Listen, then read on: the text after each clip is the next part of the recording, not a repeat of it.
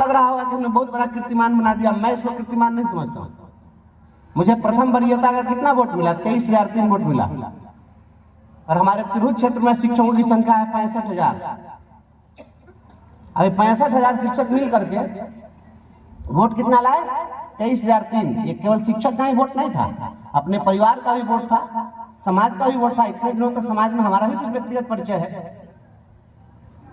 तो उस 23,003 वोट में प्रथम वरीयता का 15,000 वोट ही अधिकतम होगा तो शिक्षकों का होगा। शेष वोट कहां गया?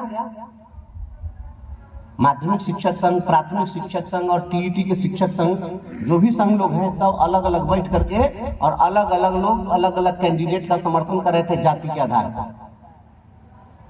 और जात जात जब तक खेलिएगा आपको कोई न्याय नहीं दिला सकता है। हम बहुत खरा बोलते हैं और खरा बोलते हैं, हमको इससे कोई फर्क नहीं पड़ता है कि मैं विधान पार्षद फिर रहूंगा या नहीं रहूंगा। अगले साल फिर चुनाव। अगर आप एमएलसी बना करके भेजिएगा तो आपकी आवाज सदन में गूंजेगी, नहीं बनाइएगा तो सड़क पर हम हल्ला करते रहेंगे। ये लड़ाई आपकी है, मेरा क्या बनना बिगड़ना है। हमारी कोई ऐसी इच्छा है ही नहीं कि मैं विधान पार्षद बन गया तो मुझे कोई खुद संपत्ति खड़ी करनी है। मेरे ऐसी कोई चाहत ही नहीं है कभी। जिस भी मीटिंग में मैं गया हूं और जहां अधिकारी मिले मैं उनको लताड़ के आया हूं। मुख्यमंत्री जी की मीटिंग में मैं गया था, उसके पहले ही सुबह में डीएम साहब आग्रह करने लगे कि थोड़ा सा प्लीज देखिएगा, मुख्यमंत्री जी आ रहे हैं। दिशा की बैठक में मैं गया था तो डीओ वहीं पे बैठे हुए थे। मैंने कहा कि ये सबसे बड़ा लुटेरा है, माफिया है, इसको क्यों बैठाए हुए?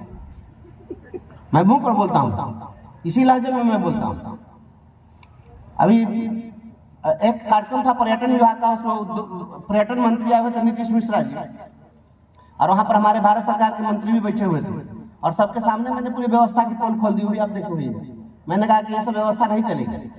मुझे अगर आप बुलाते हैं तो सिस्टम को दुरुस्त रखिए, और नहीं रखिएगा तो मैं बोलूंगा और सार्वजनिक रूप से बोलूंगा। बोलने ही के लिए शिक्षक समाज हमको भेजा है और हम बोलने ही के लिए जाने जाते हैं। तो जहां गड़बड़ी दिखेगी हम बोलते रहेंगे। और शिक्षा विभाग के पदाधिकारी लोगों को थोड़ा, चूंकि अभी मौसम प्रतिकूल था और मेरा स्वास्थ्य इस ठंडक के समय में कभी कभी परेशानी हो जाती है, मैं अस्वस्थ रहा। मैं ठीक हो रहा हूँ। रामचंद्र भाई तैयारी करिए। सदन के अंदर बोलने से कुछ मिलने वाला नहीं है।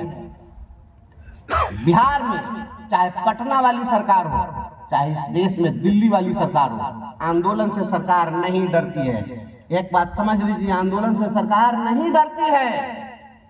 लोकतंत्र की जब अवधारणा बनी होगी तो लोग सोचे होंगे कि लोक लाज से लोकतंत्र चलेगा। यहाँ पर तो सब बेशर्म बैठा हुआ है, वहां क्या लोकतंत्र चलेगा? बेशर्मों की हुकूमत है।